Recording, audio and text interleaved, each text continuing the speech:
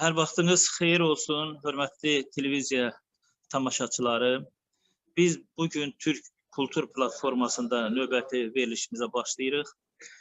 Bugün 28 Haziran günü, bizcə desək 28 iyun çox bizim üçün, bizim dostlarımız üçün də maraqlı bir gündür, xoş bir gündür.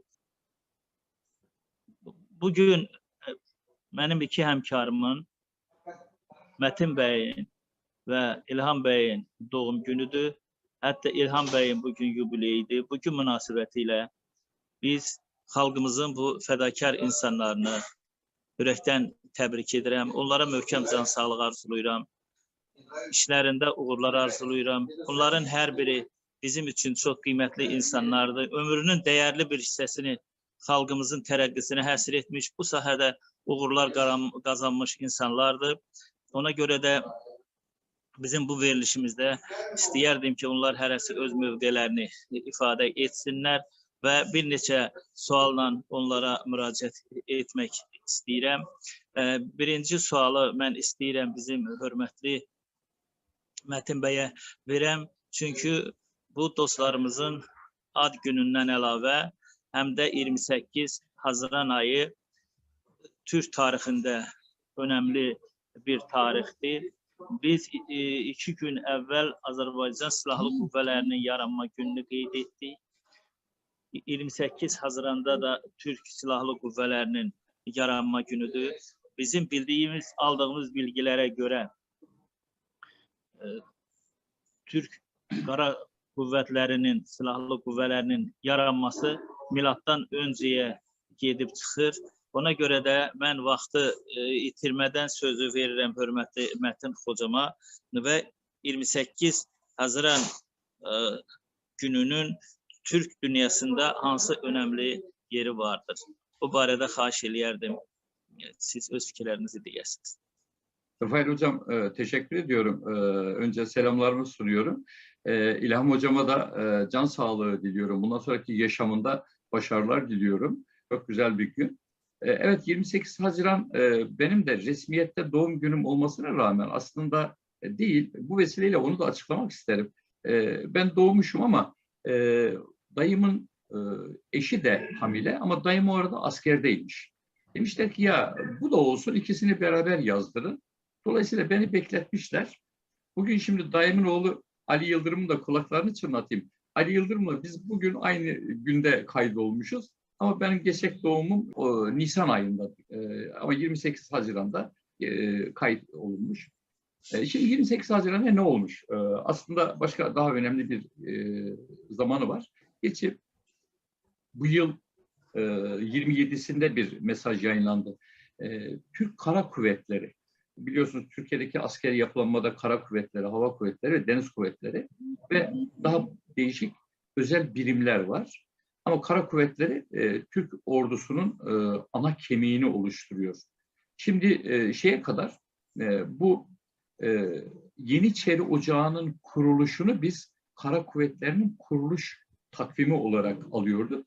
Ama rahmetli Türk milliyetçisi Hüseyin Nihal Atsız buna itiraz etti o zamanlar. Dedi ki bir dakika, yani Türkler Yeniçerilerle beraber olmadı ki.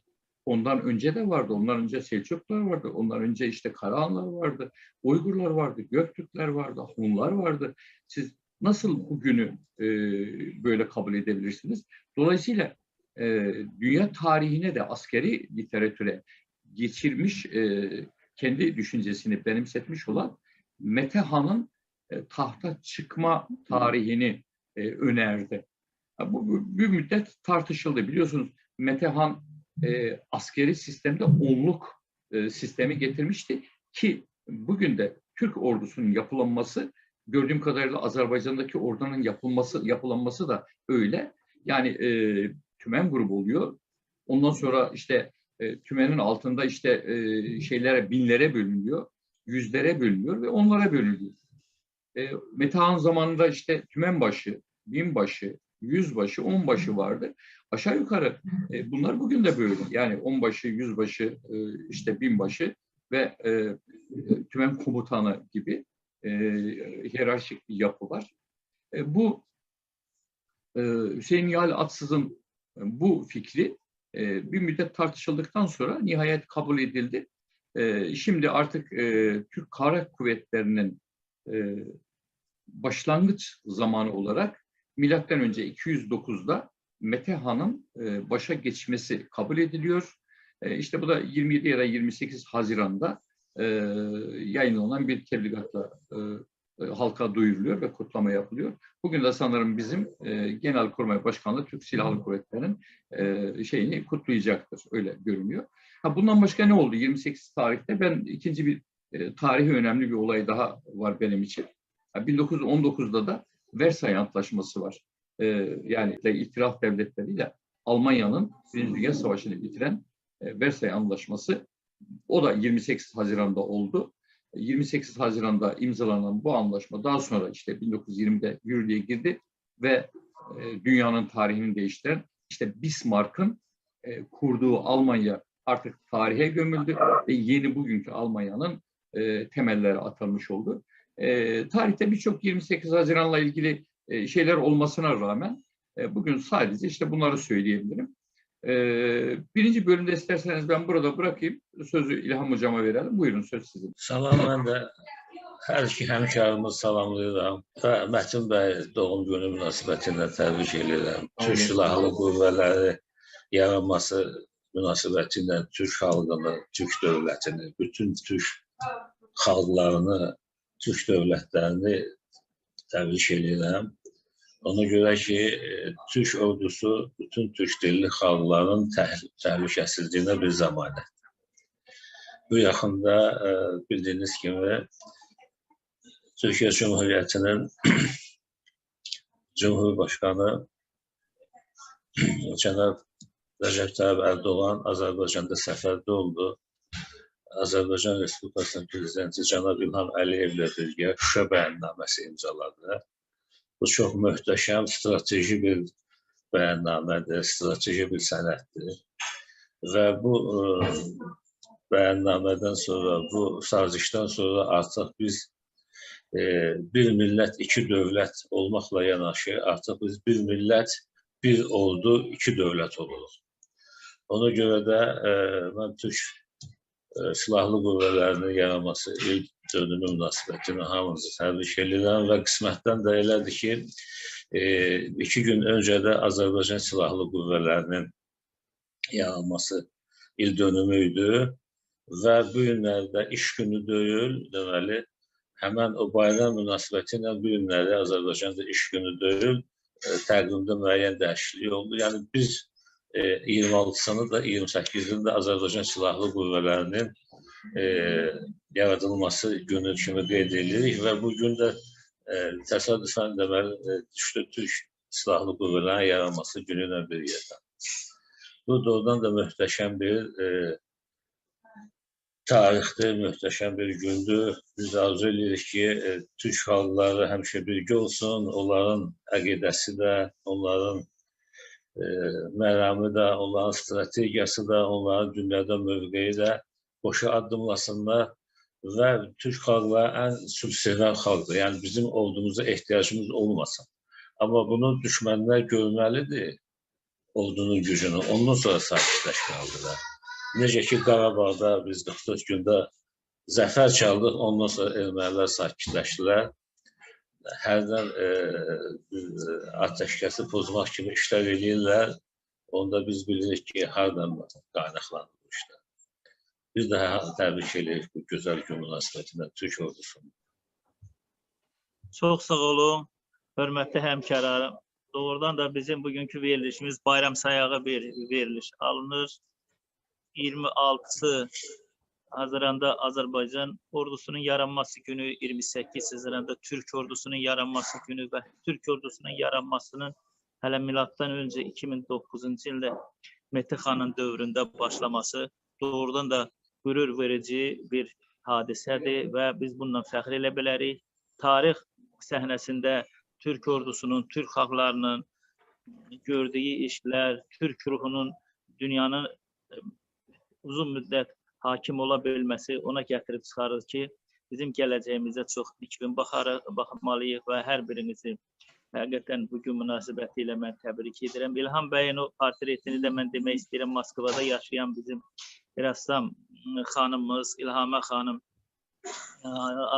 Rusiyada yaşayan bir qrup ziyalılar adında hazırlayıb və göndərib. Ona da mən öz təşəkkürümü bildirirəm. Mənim vasitəmlə biz onu çatdırmışıq. Siz ikiniz də çox gözəl giriş verdiniz. Mən istəyirdim bir neçə məsələləri konkretləşdirəm. Bizim hörmətli İlham hocama belə bir sual vermək istəyirəm ki, Türk xalqlarının təhsil səviyyəsini, inkişaf səviyyəsini bugünkü dövrdə siz bunu necə qiymətləndirirsiniz və buna öz baxışınızı istəyərdim şərh edin. Sağ olun. Mən genel bayaqki mövzuya qayıdıram.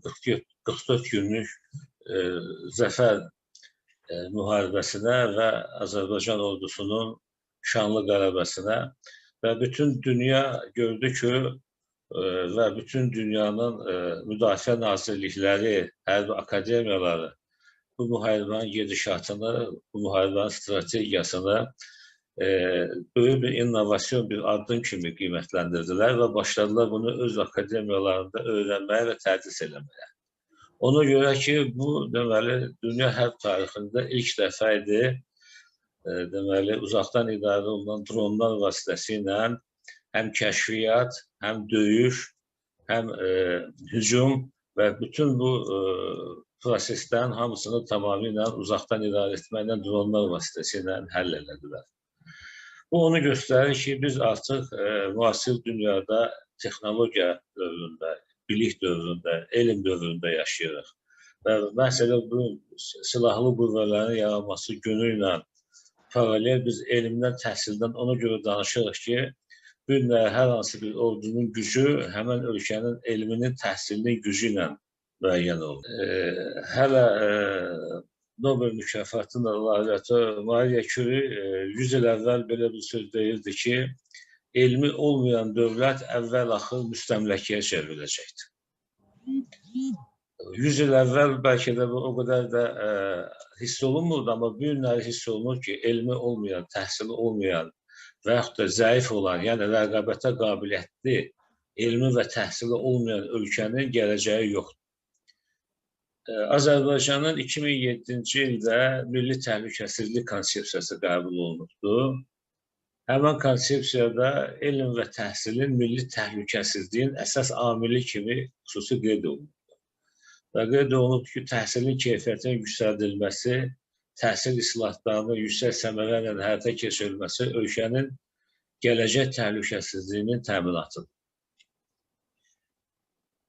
Bu həqiqətən də mühüm, ciddi məsələdir. Amma biz elə bir dövrdə yaşayırıq ki, deməli, Azərbaycan Respublikası və bir çox türk dilli ölkələr bir imperiya dağıldı. Həmən imperiya çərçivəsində az dövrdə, təxminən bir 70 ilin ərzində Azərbaycanda təhsil və elm formalaşdı. Tarixən Azərbaycanda elm təhsil olub, amma müəyyən səbəblərdən tənəzzül olubdur, amma 1918-ci ildə Azərbaycan Xalq Cümhuriyyətinin vaxtında Bakı Dövlət Universitetinin yaradılması Azərbaycanda ali təhsilin inkişafının ilk addımıydı və həmən universitetin yaranması ilə Azərbaycanda təhsilin inkişafında böyük bir mərhələ başladı. Sonra Azərbaycanda bir neçə ali məktəblər yarandı, təhsil sistemi formalaşdı. 40-cı illərdə Azərbaycan Milli Elmlər Akademiyası yarandı və s. Amma keçid dövrü ilə əlaqəli bizim Sovet dönəmində əldə etdiyimiz müəyyən nailiyyətləri biz itirdik. İstir təhsil sahəsində, istir elm sahəsində. Və digər türk dilli dövlətlərdə də təxminən belə bir proses izlənilirdi. Amma şükür Allaha ki, bizdə tənəzzül dövründə Allah Teala Türkiyə inkişafında elə bir mərhələni qismət elədi ki, 90-cı illərdən sonra Türkiyədə elm və təhsil inkişaf eləməyə başladı və bütün bu türk dilli dövlətlərin də elm və təhsil sahəsində olduğu gerilik, mövcud olan bu vəziyyət Türk Cümhuriyyətinin yaxından dəstəyi ilə, yaxından təcrübə mübadiləsi ilə mən hesab edirəm ki, yaxın gələcəkdə bu geriliyi biz tədricən aradan qaldıra bilərik. Təşəkkür edirəm İlham bəy. Çox gözəl dediniz. Hətta son vaxtlar Türkiyə Təhsil Nazirinin Azərbaycana gəlməsi, onun o vəziyyətlə tanış olması, ölkənin prezidenti İlham Əliyev tərəfindən qəbul olunması bu sahəyə olan diqqətin nə qədər aktual olduğunu göstərir. Mən xahiş edərdim biraz da dəqiqləşmə aparaq ki, sizin dediyiniz kimi görürük hələ problemlərimiz çoxdur. Bu problemlərin aradan qaldırılma vasitələrini siz necə görürsünüz? Ən sadə yollarla. Türkiyə-Azərbaycan münasibətlərinin ən böyük xüsusiyyətlərinə ondan ibarətdir ki, həm yüksək dövlət səviyyəsində, həm xalq səviyyəsində bu sahəyə maraq göstərən, çalışan insanlar çoxdur. Bunu hətta deyərdim ki, dünya tarixində unikal bir yanaşma formasıdır, analogu olmayan bir formadır ki, bunu həm rəhbərlik istəyir, həm rəhbərlik səviyyəsində ölkələrimizin başçısı Rəcəb Tayyip Ərdoğanla İlham Əliyevin hörmətli rəhbərlərimizin bu dərəcədə yaxınlığı, həm də bütün xalqda, bütün səviyyələrdə bu işə maraq göstərilməsi bu bizə bir güc verir ki, bu problemin ən qısa həllini tapmaq üçün müəyyən bir işlər görək. Və bu sualı mən istəyirəm, sizin fikriniz çox maraqlıdır ki, biz nədə görürsünüz bu qısa yolları? Ümumiyyətlə, özlüyündə çox qlobal problemdir və bunu qısa bir ifadə ilə şərh eləmək biraz çətindir. Amma biz konturları və ümumi istiqamətləri göstərə bilərik.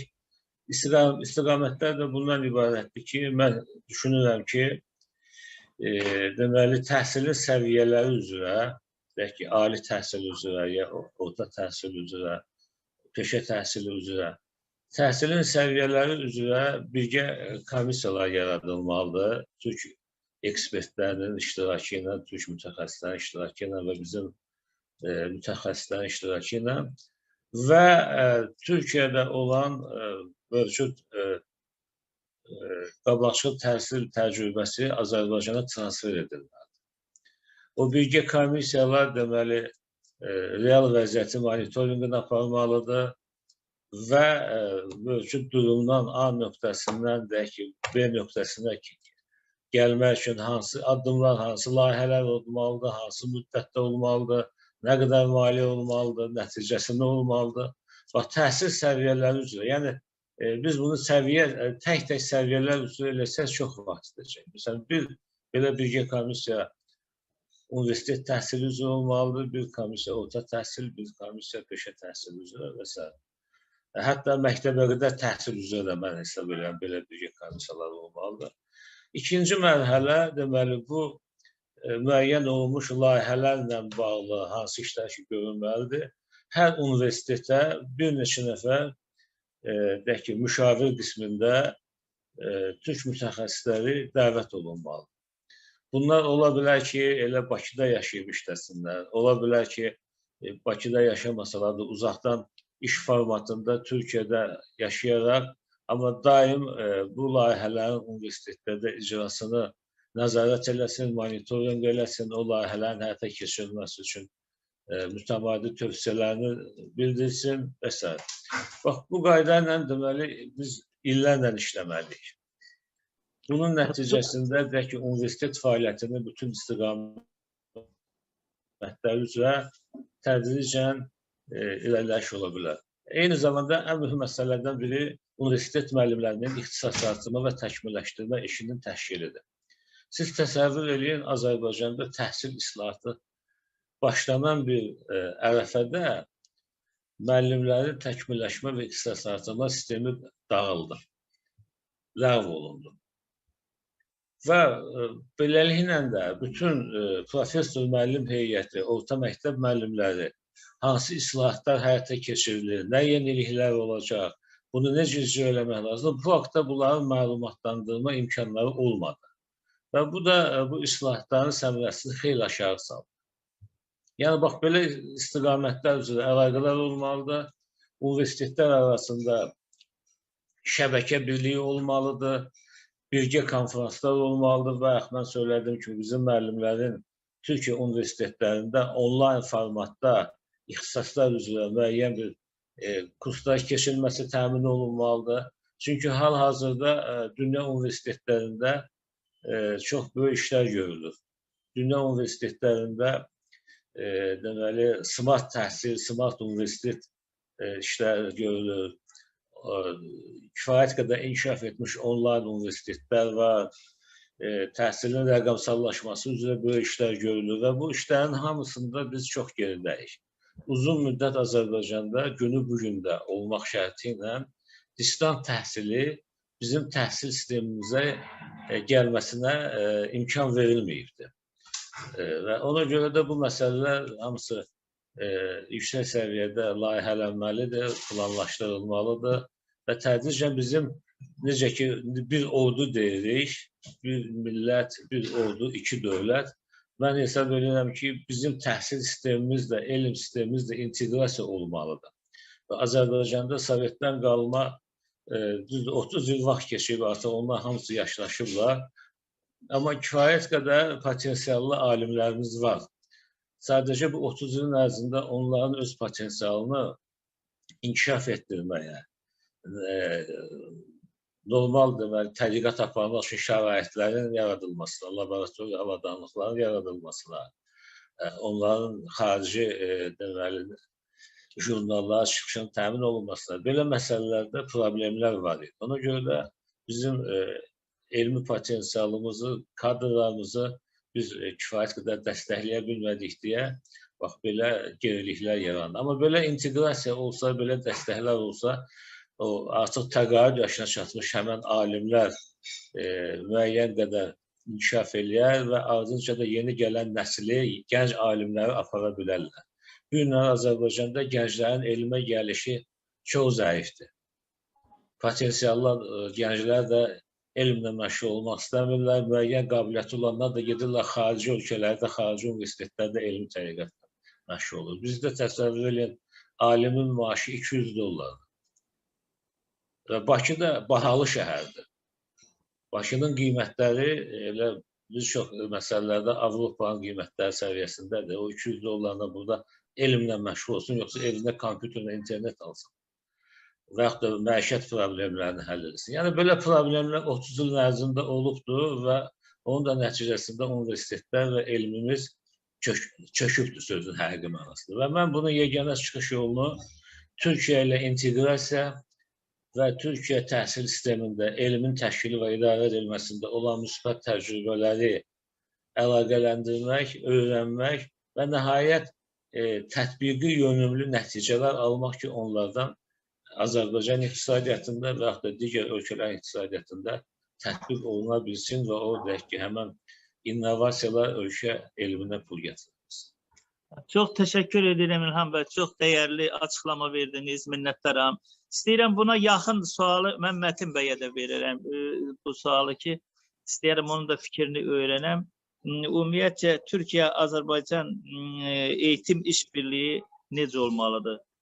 Burada Mətin bəyin fikri də mənim üçün maraqlıdır. Evet, hocam benim tez konum Azerbaycan eğitim sistemiydi. Hatta Bakü'ye geldim. O zaman orada Tahsil Nazırlığından 2000 yıllarındaydı. Gelecekteki planları falan, stratejik planlara da baktım. Ve 3 bölüme ayırdım Azerbaycan eğitim sistemini. O Çarlık dönemi, komünist dönem ve bağımsızlık dönemindeki eğitim sistemi nasıldır diye. Şimdi bunları incelerken benim karşıma bir şey çıktı. Eğitimin her alanında, yaşamın her alanında, günlük yaşantıda Ruslar vardı. Ruslar.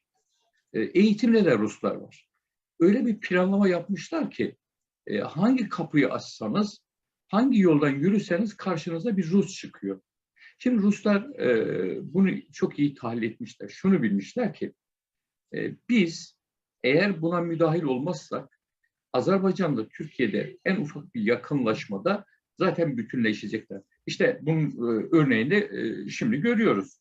Yani bizim bir yakınlaşmamız hemen anında her alanda bütünleşmeye doğru gidiyor. Askeri alanda, ekonomik alanda, eğitim alanında. Çünkü aynı halk, aynı dili kullanıyor, aynı kültürü yaşıyor, aynı yaşam düzeyi içerisinde tarih süzgecinden geçmiş gelmiş.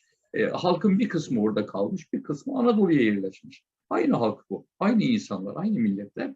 Dolayısıyla Ruslar bunu iyi tahlil ettikleri için maalesef yıllarca bizi birbirimizden koparmak için çeşitli hilelere başvurdular. Şu andaki sisteme geldiğimizde, evet, Azerbaycan'la Türkiye rahat olduğu zaman bir bütünleşme gerçekleşiyor ve çok hızlı oldu bu. Eğitim alanında da bunun biraz daha gelişmesini arzuluyoruz. Ancak İlham Hocam'ın dediği şeye ben de katılıyorum. Gerçekten çok ciddi problemlerimiz var. Hem Azerbaycan'da, Türkiye'de de var. Türkiye'de şu anda epeyce üniversitemiz var. Hemen hemen her şehirde bir üniversite var ama bilim üretmiyor. Dünyadaki üniversiteler içerisinde bizim şeyimiz yok. Bilimsel bir projemiz çok az sayıda var. Yani ilk 500 üniversiteye içerisine giren Türk üniversiteleri yok gibi. Bir iki tane işte bazen giriyor, bazen çıkıyor ilk 500'ün içerisinde. Bununla biz dünyayla yarışamayız. Şimdi hedef şu: eğer biz dünyayla yarışmayı düşünüyorsak elbette bu işin temelinde eğitim olacak.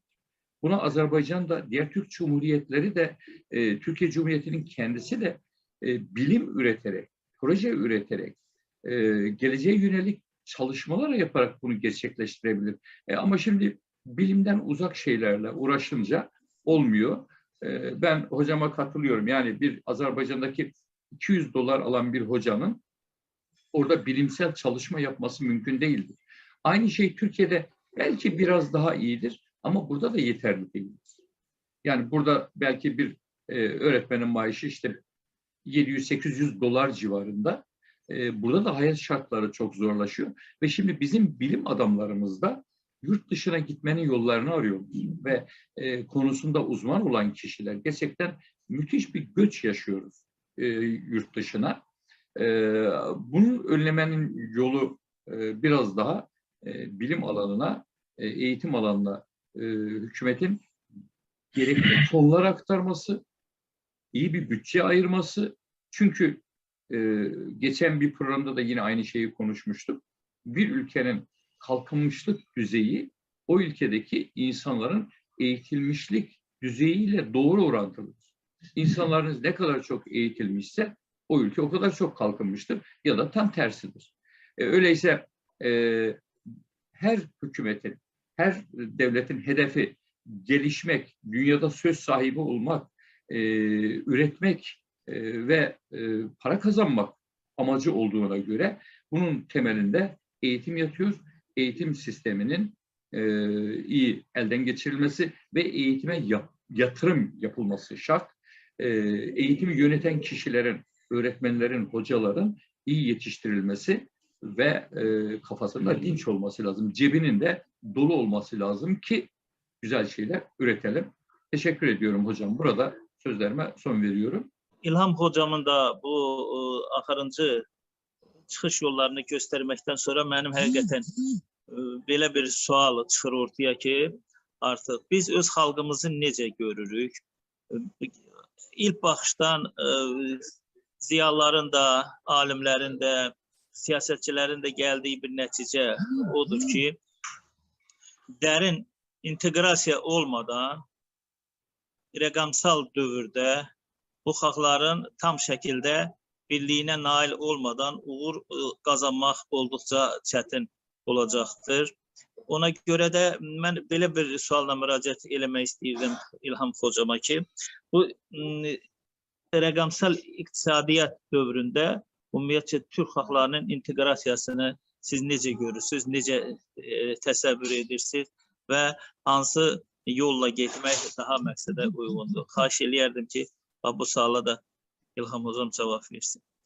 Ümumiyyətlə, Türk xalqlarının tarixi boyu həmişə onların ittifaqına, birləşməsinə, inteqrasiyasına ehtiyac olur.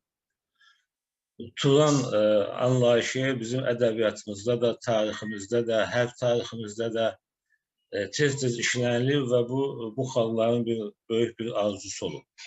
Amma biz bu günləri qloballaşma dövründə yaşayırıq. küresəlləşmə dövründə yaşayır. Yəni dünyanın bütün ölkələri inteqrasiya olur bütün sahələrdə. Və bu proseslərin də texnoloji bazası internet şəbəkəsi üzərindən gedir. Yəni bu qloballaşma, birləşmə, informasiya kanalları vasitəsilə həyata keçirilir. Və bu vasitə, deməli, qloballaşmanın texnologiyası, informasiya cəmiyyətinin texnologiyası imkan verir ki, türk dilli dövlətlər öz aralarında daha yaxın inteqrasiya olsunlar, daha yaxın birləşmə olsunlar. Bu, onların həm ideologiyasında, həm onların təhsilində, həm onların iqtisadiyyatında, hərbi fəaliyyətində, elmi fəaliyyətində, bütün sahələrdə belə inteqrasiya olmalıdır və bunların da inteqrasiyası məhz bu rəqəmsal texnologiyalar vasitəsilə olacaq. Biz xalqımızın gələcəyini necə görürük? Yəni bu görəcəyimiz gələcək, bu baxış, gündə dəyişən baxış deyil. Bu bir strateji baxışdır. Bunu 100 il bundan əvvəl Azərbaycan Xalq Cümhuriyyəti dövründə Azərbaycan bayrağı qəbul olunanda o bayraqda göstərilən rəqlər, İslam, türkçülük və müasirlik, bu üç istiqamət Azərbaycan dövlətinin strategiyası olubdur. Və bu günləri də müstəqillik dövründə müstəqil Azərbaycan Respublikasının bayrağıdır, onun fəaliyyət istiqamətidir, onun strategiyasıdır. Və bizim o bayraqda göstərdiyimiz üç istiqamət eyni zamanda Türk dövlətinin də fəaliyyətinin istiqamətidir. Çünki Türk dövləti türkçülüyün vətənidir, İslam dövlətidir və dünyəvi bir dövlətdir. Dünyaya inteqrasiya olunan bir dövlətdir. Avropa İttifaqına və digər inkişaf etmiş ölkələrlə inteqrasiyaya gedən bir dövlətdir. Ona görə də həmin bizim bayrağımızda olan strateji məqsəd elə Türkiyənin də Azərbaycanın da strateji məqsədidir və biz də o məqsədə uyğun daim can atmalıyıq. Deməli, demokratiya, türkçülük və İslam. Biri bizim mənəviyyatımızı müəyyən edəcəkdir, biri bizim ruhumuzu, cəsarətimizi müəyyən edəcəkdir, biri də bizim dünyanın inkişafı ilə paralel addımlamağımızı təmin edəcəkdir. Və bu günlər rəqəmsal bir dövrdə, biliklərə əsaslanan bir dövrdə bunları eləmək daha asandır, nəinki 100 il bundan əvvəl. Sadəcə biz bu işləri daha yaxşı layihələndirməliyik, planlaşdırmalıyıq, fasiləsiz olaraq bu işlərlə məşğul olmalıyıq və mən də bunu elə başa düşürəm ki, bunun nəticəsində deməli artıq qloballaşma türk dilli xalqlar arasında, türk dilli dövlətlər arasında qloballaşma proseslərinin deməli tendensiyasına uyğun olaraq bu inteqrasiya gedəcəkdir. Çox qısa da olsa, çox strateji bizim məqsədlərimizə doğru hansı istiqamətdə hərəkət etdiyimiz lazım olduğu barədə sizin göstərdiyiniz bu düzgün yanaşma, elmi yanaşma əlbəttə çox maraqlıdır. Keçən dəfəki bizim verilişdən sonra da bu sahəyə xüsusilə diqqət yetirilmişdir. Əslində bu təklif olunan Turan Universiteti də yaşama haqqı olan bir ideyadır. Bunu təkrar eləyirəm, keçən verilişimizdən qalmadı. Əsas məsələ odur ki, hərəkətdə olmaq lazımdır. Hər şeydən əvvəl onu demək istəyirəm, dünya çox sürətlə dəyişir. Ola bilsin ki, dünən aktual ideyalar bugün öz aktuallığını itirir və yaxud da yeni ideyalar meydana çıxır. Bu sahədə də elmi yanaşmanın öz xüsusi yeri vardır. Bu sahədə ona görə də bu suallarımıza ətraflı cavab verdiyinizə görə mən hər iki həmkarıma öz dərin minnətdarlığımı bildirirəm və sizin yenə də ad gününüzü təbrik eləyirəm. Türk Silahlı Qüvvələrinin yaranması günü münasibəti ilə bütün xalqlarımızı, bütün Türk dünyasını mən təbrik eləyirəm ki, əsri 1000 illərdən əvvəl qoyulmuş belə bir ordu sistemi bugün də bizim stabilliyimizin, müstəqilliyimizin, azadlığımızın qarantı olaraq qalmaqdadır. Mən bununla da istəyirəm bugünkü verilişimizi bağlayam. Sizin hər birinizə öz dərin təşəkkürümü bildirirəm. Yenə sizə can sağlığı arzulayıram. Hocam, Çok sağ olun. izninizle bir şey eklemek istiyorum. Deminki konuşmamda şeyi unuttum ben. Azerbaycan'da bu eğitim millileşmesine emeği geçen Hasan Bey, Zerdabileri, Ahundoğulları, işte Ali Merdan Topçubaşları ve en İsmail Bəy Qaspıralına da önemlisi Zeynel Abidin Tağıyev'i, bunları rahmetle anıyorum. Yani bu insanlar o zamanlarda gerçekten hangi şartlarda, ne zorluklarla o çalışmaları yaptılar. Bugüne kadar geldik. İnşallah bundan sonra daha yolumuz aydınlık, daha iyiye doğru gidecektir. Bu temenniyle ben de sözlerimi bitiriyorum. Mən də bu deyilənlərə əlavə olaraq qeyd eləmək istəyirəm ki, dünya rəqabət dünyasıdır, mübarizə dünyasıdır və get-gedə görürük ki, müəyyən qlobal qüvvələr var. Ümumiyyətlə, bəşəriyyətin özü üçün təhlükə yaradırlar, nəinki bu etnik birliklər üçün yaradırlar. Mənim yadıma gəlir, 15 il bundan əvvəl biz bu türk dilli xalqların elm və təhsil inteqrasiyasından ki danışırıq. 15 il bundan əvvəl Moskvada belə bir ideya var idi. Slavyan xalqlarının deməli təhsil və elm sisteminin inteqrasiyası. Amma o baş tutmadı, çünki görünür o inteqrasiya o üç xalqın Rusiya, Ukrayna, Belarusiya olan üçünün də marağına uyğun deyilmiş.